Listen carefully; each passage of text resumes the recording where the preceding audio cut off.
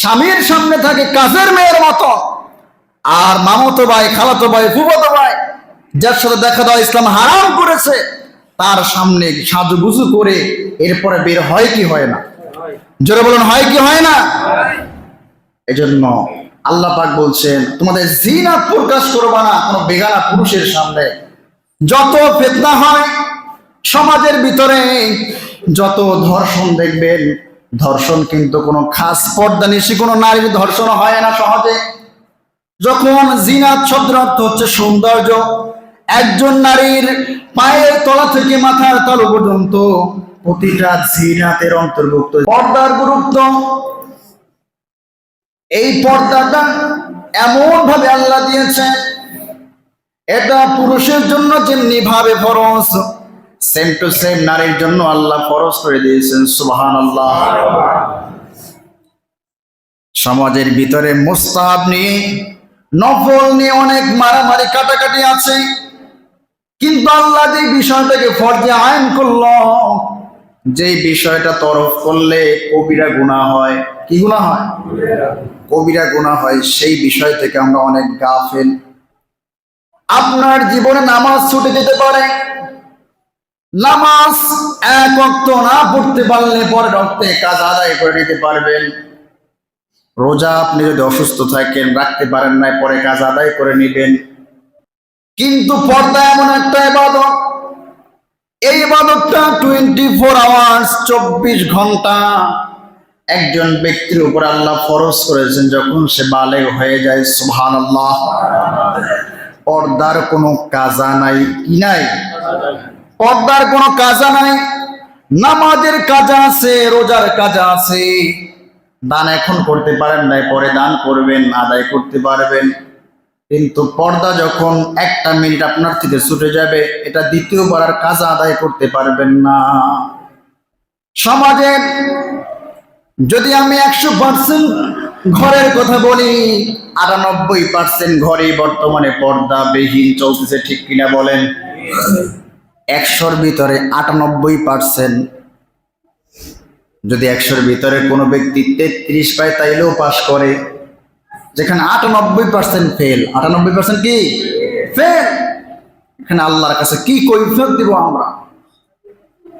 সম্মানিত হাজিরিন, পর্দাটা এমন বিষয়, দুনিয়ার মধ্যে আল্লাহ সুবহানাহু ওয়া তাআলা প্রথম পুরুষের জন্য পর্দার আয়াত নাজিল করেছেন। কাদের জন্য? পুরুষের জন্য পর্দার আয়াত দিয়েছেন। এই পর্দা যখন চালু হয়ে গেল, আল্লাহ রাসূল যখন দুনিয়া থেকে চলে গিয়েছেন, উম্মাহাতুল মুমিনিন হযরতে আয়েশা সিদ্দিকা রাদিয়াল্লাহু তাআলা আনহা, তার যে ঘর ছিল হুজরা মুবারক, ওই হুজরা মুবারকে রাসূলের রওজা হয়েছে, ঠিক কিনা বলেন? ওই রওজায় আমার রাসূল যখন শুয়েছিলেন, শোয়া থাকা অবস্থায় আল্লাহ রাসূলের রওজা মুবারকের পাশে, কবর মুবারকের পাশে উম্মাহাতুল মুমিনিন আয়েশা সিদ্দিকা রাদিয়াল্লাহু তাআলা আনহা ঘুমায়ে থাকতেন। সুবহানাল্লাহ। কারণ আমার নবী তো হায়াতুন নবী, জীবিত অবস্থায় যেমনি ছিলেন, ওই কবরের মধ্যে নবী সেম টু সেম ওইভাবেই আছে। আল্লাহু আকবার। আল্লাহ রাসূলের রওজার পাশে আয়েশা সিদ্দিকা রাদিয়াল্লাহু তাআলা আনহা ঘুমায়ে থাকতেন। যখন এরপরে তার বাবা সিদ্দিক আকবর আবু বকর সিদ্দিক রাদিয়াল্লাহু তাআলা আনহু প্রথম খলিফাতুল মুসলিমিন, ওমর ফারুক রাদিয়াল্লাহু তাআলা আনহুর পূর্বে যিনি খলিফা ছিলেন সিদ্দিক আকবর আবু বকর সিদ্দিক রাদিয়াল্লাহু তাআলা আনহু, তার ইন্তেকাল হলো। আল্লাহ রাসূলের এক পাশে পায়ের কাছে তার দাফন হয়ে গেল। দাফন হয়ে যাওয়ার পরে এবার দেখেন, বাবার সাথেও দেখা করা জায়েজ আছে, স্বামীর সাথে দেখা করা জায়েজ আছে। 3 নম্বর খলিফা যখন খলিফাতুল মুসলিমিন, দ্বিতীয় খলিফা খলিফাতুল মুসলিমিন হযরতে ওমর ফারুক রাদিয়াল্লাহু তাআলা আনহু, তিনি যখন দুনিয়া থেকে চলে গেলেন, দরখাস্ত করলেন জীবিত থাকা অবস্থায় উম্মাহাতুল মুমিনের কাছে, আমি আমার রাসূলের কদমে একটু জায়গা চাই। আল্লাহু আকবার। আমার রাসূলের কদমে একটু জায়গা চাই। আয়েশা সিদ্দিকা রাদিয়াল্লাহু তাআলা আনহা কবুল করে নিলেন। কবুল করার পরে যখন খলিফাতুল মুসলিমিন দুনিয়া থেকে চলে গেল। আল্লাহ রাসূলের পাশে যখন কবর হয়ে গেল আল্লাহ রাসূলের কাছে, এখন লোক হয়েছে তিনজন। কয়জন? তিনজন লোক হয়েছে। একদিকে শুয়ে আছেন প্রাণ প্রিয় স্বামী, আল্লাহর সৃষ্টির প্রধান আকর্ষণ রহমাতুল লিল আলামিন। দুই নম্বরে শুয়ে আছেন যিনি তার কলিজার টুকরা বাবা, আল্লাহু আকবার। তিন নম্বরে যিনি শুয়ে আছেন খলিফাতুল মুসলিমিন, তার সাথে তো দেখা দেওয়া জায়েজ নাই। জায়েজ আছে? দেখা দেওয়া জায়েজ নাই, গায়রে মুহরিম। উম্মাহাতুল মুমিনিন কিভাবে পর্দা করত? যখন খলিফাতুল মুসলিমিন দুনিয়া থেকে কবরে চলে গেল তখন বললেন, এবার আর আমার এখানে পর্দাবিহীন থাকা যাবে না, রাসূলের রওজার পাশে আর আমার থাকার স্থানে পর্দা টানায়া দাও। আল্লাহু আকবার। দুনিয়া থেকে চলে গিয়েছেন, সবাই বলল উম্মাহাতুল মুমিনিন, রাসূল তো দুনিয়া থেকে আড়াল হয়েছেন, শুয়ে আছেন রওজার মধ্যে, আপনার বাবাও শুয়ে আছে। তাহলে যখন দুনিয়া থেকে মানুষ চলে যায় শরীয়ত তো বন্ধ হয়ে যায়, শরীয়তের আহকাম তো বন্ধ হয়ে যায়, কেন আপনাকে পর্দা করতে হবে? আয়েশা সিদ্দিকা রাদিয়াল্লাহু তাআলা আনহা বললেন, যারা দুনিয়া থেকে চলে গিয়েছে তারা কেউই সাধারণ মানুষ নয়। আমার প্রাণ প্রিয় স্বামী তিনি হলেন রাহমাতুল লিল আলামিন। তিনি যে জমিনে শুয়ে আছে ওই জমিনকে আল্লাহ পাক রব্বুল আলামিন নোটিশ করে দিয়েছেন, ইন্নাল্লাহ আযজা ওয়া জাল্লা হারামাহু আলাল আরদি আন তাকুলা আজসাদাল আমবিয়া। আল্লাহ পাক নোটিশ করেছেন, ও জমিন, আমার দোস্তকে আমার হাবিবকে তোমার ভিতরে দিলাম, কিন্তু আমার দোস্তের শরীর বক্ষণ করে তোমার জন্য আমি আল্লাহ হারাম করে দিয়েছি। সুবহানাল্লাহ। আজকে কিছু আলেম নামে জাহেল বের হয়েছে, রাসূল জিন্দা নবী এটা মানতে চায় না। আছে না নাই? এখান থেকে বিবেক দিয়ে প্রশ্ন, আয়েশা সিদ্দিকা রাদিয়াল্লাহু তাআলা আনহা রাসূলের ওফাত হওয়ার পরে রাসূলের রওজার পাশে কিভাবে ঘুমায়ে থাকতেন? কেন ঘুমায়ে থাকতেন? কবরের পাশে কেন ঘুমায়ে থাকতেন? কারণ রাসূল হচ্ছেন হায়াতুন নবী, জিন্দা নবী। ঠিক কিনা বলেন? অবশ্যই অবশ্যই হায়াতুন নবী আমার নবী। আল্লাহু আকবার। তো সেখান থেকেও যখন খলিফাতুল মুসলিমিন ওফাত হলো তারপরে পর্দা শুরু করে দিয়েছে। আল্লাহু আকবার, সুবহানাল্লাহ। কিন্তু সেই পর্দা আজকে এমন ভাবে বিলীন হয়ে গিয়েছে, মানুষ পর্দা মনে করে শুধু নারীর জন্য ফরজ। আছে না নাই? শুধু নারীর জন্য পর্দা ফরজ নয়, পর্দা এমন একটা আমল একজন পুরুষের জন্য যেমনি ফরজ একজন নারীর জন্য ঠিক সেম টু সেম আল্লাহ ফরজ করেছেন। সুবহানাল্লাহ। আল্লাহ পাক রব্বুল আলামিন সূরাতুন নূরের 30 নম্বর আয়াতে জানায় দেন বান্দাকে, আল্লাহ পাক বললেন, ও আমার হাবিব, আমার দোস্ত, কুল লিল মুমিনিন, আপনি মুমিনদেরকে বলুন, মুমিন পুরুষদেরকে বলুন, তারা যেন ইয়াগুদ্দু মিন আবসারিহিম, তাদের দৃষ্টিকে হেফাজত করে, দৃষ্টিকে নত করে রাখে। সুবহানাল্লাহ। ইয়াগুদ্দু মিন আবসারিহিম, তাদের দৃষ্টি, আবসার, তাদের দৃষ্টিকে নত করে রাখে। আল্লাহু আকবার। ওয়া ইয়াহফাজু, এবং হেফাজত করে, ফুরুজাহুম, তাদের লজ্জা স্থান হেফাজত করে। যালিকা আযকা লাহুম, এটা তাদের জন্য অতি উত্তম ব্যবস্থা, এটা তাদের জন্য অতি উত্তম। আল্লাহু আকবার। পবিত্র ব্যবস্থা এটাই। যালিকা আযকা লাহুম ইন্নাল্লাহা খাবীরুম বিমা ইয়াসনাউন, তারা যা কিছু করে, তারা যে কাজ করে সব কিছু দুনিয়ার কেউ না জানলে একজন জানে, তিনি কে? আল্লাহ। সব খবর বান্দা কি করে কি করবে সবকিছু জানে কে? আল্লাহ জানে। এখানে আল্লাহ প্রথম বললেন, তোমরা ইয়াগুদ্দু মিন আবসারিহিম, তোমরা তোমাদের চক্ষুকে হেফাজত করো। যখন কোন নারীর দিকে চোখ চলে যাবে সাথে সাথে তোমার চোখটার হেফাজত করো, নিম্নগামী করো। আল্লাহু আকবার। কিন্তু আমরা কি করি? পর্দা যে কোন ব্যক্তির উপরে ফরজ, পর্দার বিষয়টা ভুলে গিয়েছি এমন ভাবে, যে ব্যক্তি বালেগ হয়, যার উপরে পর্দা ফরজ হয়, পর্দা ফরজ হওয়ার পরে পর্দার মাসালা তার জন্য জানা আল্লাহ ফরজ করে দেয়। আল্লাহু আকবার। কারণ আপনার পরে নামাজ যখন ফরজ হয় তখন নামাজের মাসালা যেন আপনার জন্য ফরজ। যখন হজ ফরজ হয় হজের মাসালা যেন আপনার জন্য ফরজ। যখন পর্দা ফরজ হয় তখন পর্দার মাসালা জানা ফরজ। কিন্তু আমরা কয়জন সেই মাসালা জানি? সম্মানিত হাজিরিন, মহরিমার গায়ের মহরিম, আপনার মা কলিজার টুকরা, সন্তান আর মায়ের সম্পর্ক মহরিমের সম্পর্ক, ফুফুর সম্পর্ক মহরিমের সম্পর্ক, বোনের সম্পর্ক মহরিমের সম্পর্ক। কিন্তু ভাবির সাথে কোনো দেবর দেখা দিতে পারবে না। বর্তমানে কয়েকটা ঘর আছে আপন ভাইয়ের বউয়ের সাথে দেখা না দিয়ে পরিবারে থাকে? কয়টা ঘর বের করতে পারবেন? কিন্তু কোন দেবর যদি ভাবির সাথে দেখা দেয়, আল্লাহ রাসূল বলেছেন, আল্লাহ রাসূলকে প্রশ্ন করা হলো, দেবর সম্পর্কে আপনি কি বলবেন রাসূল? রাসূল বলেন, দেবর তো মৃত্যু সমতুল্য। বলেন নাউজুবিল্লাহ। দেবর কি সমতুল্য? মৃত্যু সমতুল্য। কিন্তু আমাদের কয়জন আছে বলে ছোট ভাইয়ের মতন। ছোট ভাইয়ের মতন পরিচয় দিতে গিয়ে ভেজাল হয় কি হয় না? যদি কোনো দেবর ভাবির সাথে দেখা দেয়, এটা হালাল না হারাম? যদি বলেন হালাল না হারাম? আজকে আলোচনা অনেকে নতুন মনে হতে পারে, হুজুর কি বলতেছে? এটাই ইসলামের কথা। যেখানেই ভেজাল সেখানে ইসলাম দিয়েছে সমাধান। যখন পর্দা শুরু হয়ে যাবে তখন আর ভেজাল থাকবে। সম্মানিত হাজিরিন, আল্লাহ পাক রব্বুল আলামিন নিজেই ঘোষণা দিলেন, ইয়াগুদ্দু মিন আবসারিহিম, তোমাদের দৃষ্টিকে হেফাজত করে, দৃষ্টিকে নত করো যখন কোন নারীর দিকে চোখ পড়বে।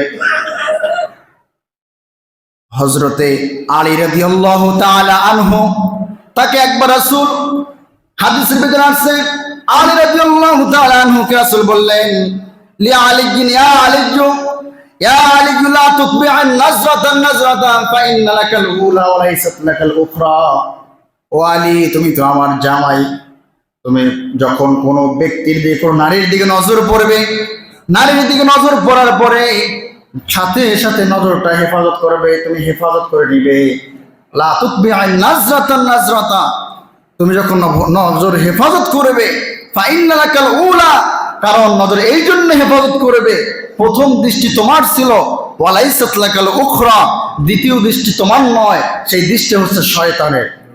বলেন নাউজুবিল্লাহ। দোজাহানের সম্রাট আল্লাহ রাসূলের জামাই যিনি, এই রকম ব্যক্তিকে আল্লাহ রাসূল বলতেছে, ও আলী, যখন কোন বেগানা নারীর দিকে তোমার নজর চলে যাবে, লা তুতবি'আন নাজরাতান নাজরাতা ফা ইন্না লাকাল উলা ওয়া লাইসাত লাকাল উখরা, সাথে সাথে নজরটা ফিরায় নাও, কারণ প্রথম নজর তোমার ছিল, দ্বিতীয় নজর তোমার নয়, দ্বিতীয় নজর হচ্ছে শয়তানের। দুই নম্বরে আল্লাহ নারীদেরকে বললেন, প্রথম আয়াতে সূরা নূরের 30 নম্বর আয়াতে বললেন পুরুষের কথা, ওয়াকুল লিল মুমিনাতি ইয়াগদুদনা মিন আবসারিহিন্না ওয়া ইয়াহফাজনা ফুরুজাহুন্না। আল্লাহ পাক বললেন, ওয়াকুল লিল মুমিনাত, ও নারীরা, নারীদেরকে আল্লাহ লক্ষ্য করে বললেন, নারীরা তোমাদের যখন নজর পড়ে যাবে পুরুষের দিকে, কাদের দিকে? পুরুষের দিকে নজর পড়ে যাবে, ইয়াগুদ্দু মিন আবসারিহিন্না, ইয়াগুদ্দুনা মিন আবসারিহিন্না, তোমাদের চক্ষুটার হেফাজত করবে। একবার দৃষ্টি পড়েছে, সাথে সাথে দৃষ্টি ফিরায় নেবা, তোমাদের চক্ষুর হেফাজত করে। বলেন সুবহানাল্লাহ। দ্বিতীয়বার তাকানো যাবে না। প্রথম দৃষ্টি পড়বে, দ্বিতীয়বার তাকানো যাবে না। এখন প্রথম দৃষ্টি, অনেকে বলে হুজুর প্রথমবার দৃষ্টি এমন ভাবে দিব দ্বিতীয়বার তাকানোর দরকার হবে না, আছে না নাই? কতটুকু তাকাবেন? ভুলবশত চোখ পড়ে গেছে, সাথে সাথে নিচে নামায় ফেলবেন। ইচ্ছা করে তাকানো একবারও জায়েজ আছে? জায়েজ নয়। ইচ্ছা করে একবার তাকানো জায়েজ আছে, তাই একটু দেখে নেই ভালো করে। ইসলাম এতটা সুযোগ দেয় নাই। ভুলবশত চোখ পড়েছে কোনো বেগানা নারীর দিকে, সাথে সাথে চোখের হেফাজত করতে হবে, নিম্নগামী করতে হবে। আল্লাহু আকবার। ঘোষণা কে দিয়েছে? আল্লাহ দিয়েছে।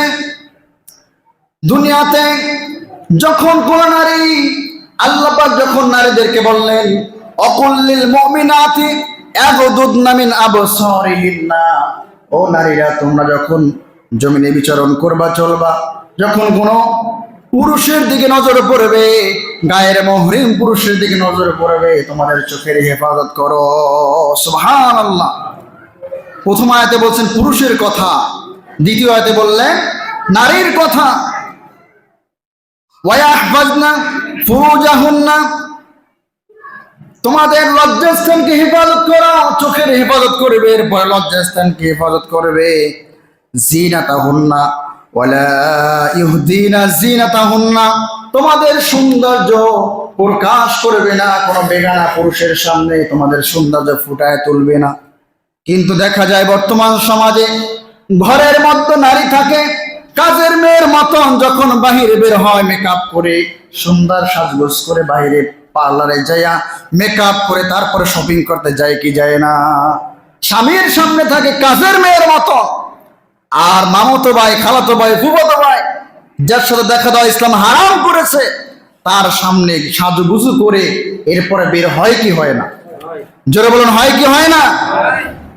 এজন্য আল্লাহ পাক বলছেন তোমাদের জিনাত প্রকাশ করবা না কোনো বেগানা পুরুষের সামনে। যত ফিতনা হয় সমাজের ভিতরে, যত ধর্ষণ দেখবেন, ধর্ষণ কিন্তু কোনো খাস পর্দানিশী কোনো নারীর ধর্ষণ হয় না সহজে।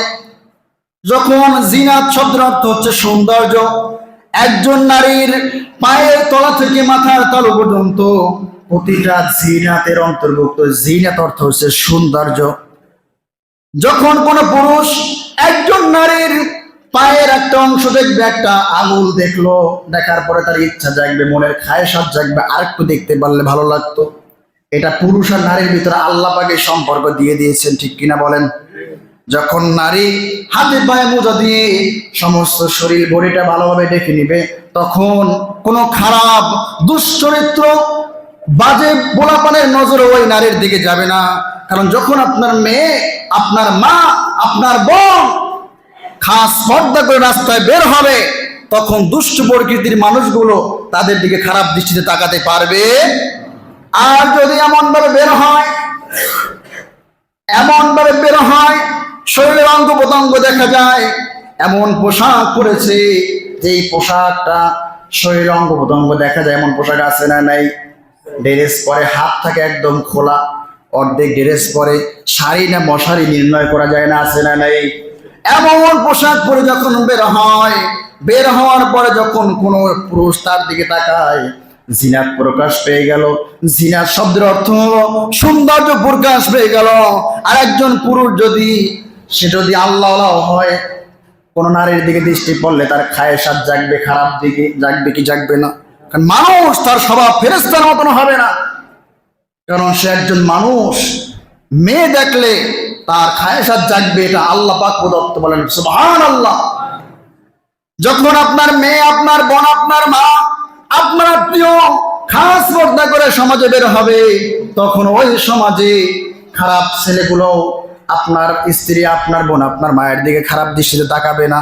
আর যখন বিপর্দায় বের হলে ওই সমাজের ছেলেগুলো আপনার পরিবারের দিকে খারাপ দৃষ্টি তাকাবে কি তাকাবে না? অবশ্যই তাকাবে। এমন অবস্থা হয়ে গেছে। আল্লাহ সুবহানাহু ওয়া তাআলা বলেছেন, আল্লাহ পাক রব্বুল আলামিন বলেন, ওয়ালিয়াদরিবনা বিখুমুরিহিন্না আলা জুয়ুবিহিন্না, যখন তোমরা বাহিরে বের হও, নারীদেরকে আল্লাহ বলছেন যখন বাহিরে বের হও তখন চাদর দিয়ে খুমুরিহিন্না আলা জুয়ুবিহিন্না, তোমাদের বক্ষকে ঢেকে রাখো। এমন কি বলা হয়েছে, মেয়ে যখন বাবার সামনে আসবে তখন মোটা চাদর পরে সামনে আসবে, মোটা কাপড় পেঁচাই আবৃত করে শরীরটাকে সামনে আসবে। বলেন আল্লাহু আকবার। কারণ বাবা সেও একজন পুরুষ, সেও কি বাবা হিসাব করার পূর্বে সে একজন পুরুষ, এটা মাথায় রাখতে হবে।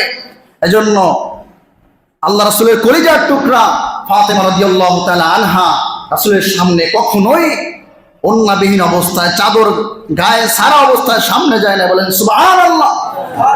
সম্মানিত হাজিরিন, বর্তমান যুগে একটা ছেলে যদি রাস্তায় বের হয় আর যদি তার প্যান্টের চেইন খোলা থাকে, যদি আপনি যদি তাকে বলেন, ও বাবা তোমার প্যান্টের চেইন খোলা আছে, ছেলেটা লজ্জায় পড়ে চেইনটা আটকায় নিবে কি নিবে না? আর যদি কোনো নারীকে বলেন, ও মা তোমার ওন্নাটা ভালোভাবে দিয়ে নাও, তোমার স্তনগুলো ভালোভাবে আবৃত করে নাও, শরীরটা ভালোভাবে ডেকে নাও, তখন একটাই কথা বলবে, মুরব্বী মানুষ হয়েও চরিত্র ঠিক করতে পারে নাই। ঠিক কিনা বলেন? এই জন্য সমাজের ভিতরে জিনা বন্ধ করার আইন করার পূর্বে 1 নম্বর শর্ত হলো আপনার ঘরের মেয়েকে আগে পর্দায় ঢোকানো, এমনিতেই জিনা বন্ধ হয়ে যাবে।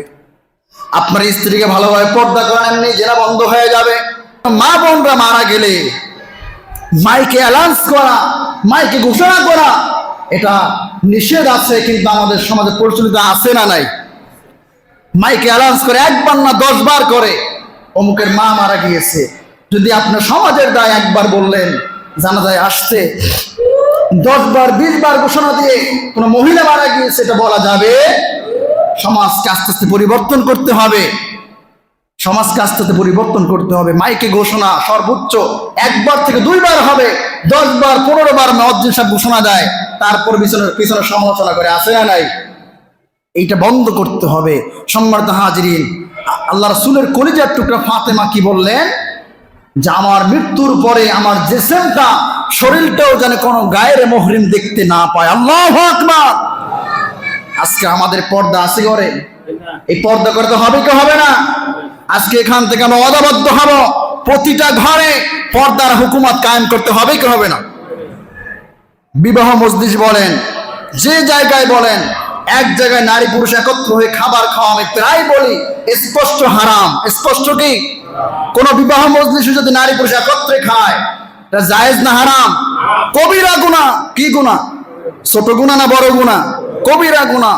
আলাদা ব্যবস্থা করবেন, পারবেন তো ইনশাআল্লাহ? আল্লাহ পাক এই সমাজকে ইসলামের পরিপূর্ণ ব্যবস্থাপনায় পরিপূর্ণ করে দিক, পড়েন আমিন। আল্লাহ পাক আমাদের সকলকে, পুরুষ এবং নারী প্রত্যেককে খাস পর্দানিশী হওয়ার তৌফিক দান করুন, পড়েন আমিন। ওয়া আখির দাওয়ানা আনিল হামদুলিল্লাহি রাব্বিল আলামিন।